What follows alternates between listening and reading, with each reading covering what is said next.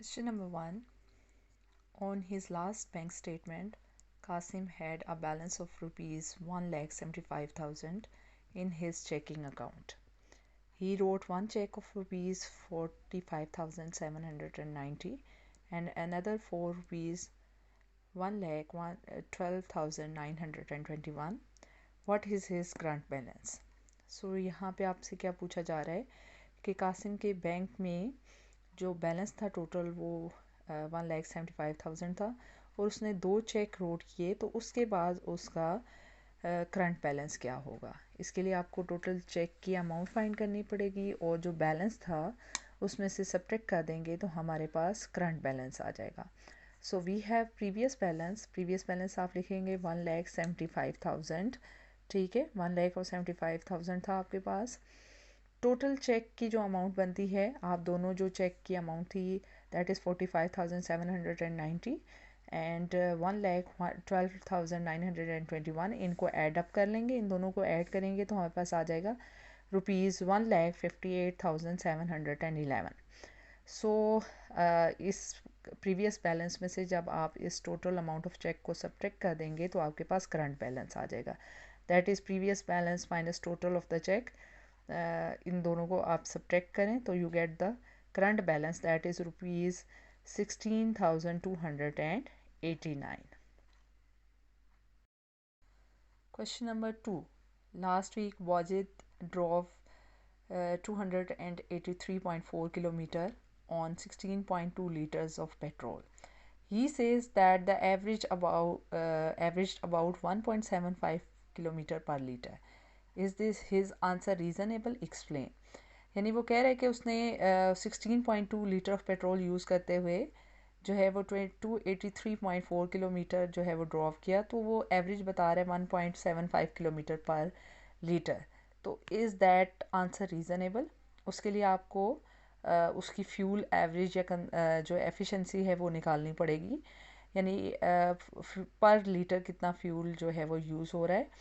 तो फिर आप जो है आंसर को एक्सेप्ट या रिजेक्ट करेंगे जो उसका क्लेम है उसको।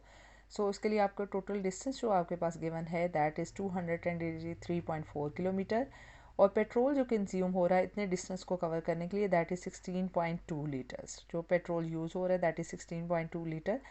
सो फ्यूल एवरेज एफिशिएंसी के लिए you have to divide the distance with the petrol used, that is the distance divided by petrol use, that is 283.4 kilometre को आप 16.2 लीटर से डिवाइड करेंगे, you get the 17.5 kilometre per our.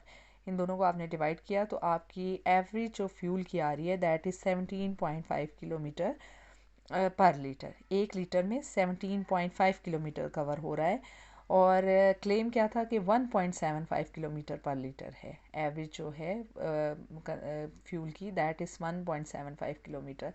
तो that answer is not because that is there is a huge difference between 17.5 and 1.75. So the Wajid claim is not reasonable. Okay, the next is question number 3, that is the Salma bought 3.2 yard of fabric for the total price of rupees 139.2. How many did the fabric cost per yard? So we have to find the fabric cost per yard. We have to divide the total price by the number of yards. So the total cost of 3.2 yard that is rupees 139.2, and the cost per yard we have to find the cost per yard. How we find that is the total cost जो पड़ी उसको और number of yards जो उसने fabric के लिए कितने yard लिए उससे आप डिवाइड करेंगे, यार्ड्स ऑफ द फैब्रिक से डिवाइड करेंगे, you get the cost per yard. So 139.2 को डिवाइड किया आपने 3.2 से, तो कॉस्ट पर यार्ड आपके पास आ गई rupees 43.5। That is the requirement के फैब्रिक की कॉस्ट पर यार्ड क्या थी। So this is the answer. Question number 4, morning walk 3.5 kilometre, she tooks a 12 hour walk. एक फ़ीमेल है जिनकी स्पीड 3.5 किलोमीटर है वॉक की और टाइम जो लगाया उसने that is 12 hour. How far did she walk? आपने ये बताना है कि कितना डिस्टेंस जो है वो फीमेल ने कवर किया। So the walking speed is 3.5 kilometre per hour and the time is 12 hour. How we find the distance? That is, the formula is speed multiplied by time, or you can say time multiplied by speed.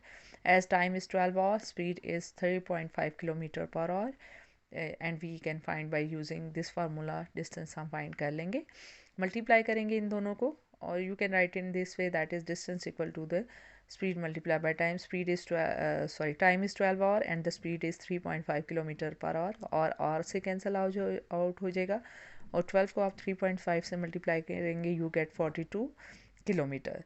So the total walk she took, or you can say that the distance she covered is 42 kilometer. She walks 42 kilometer.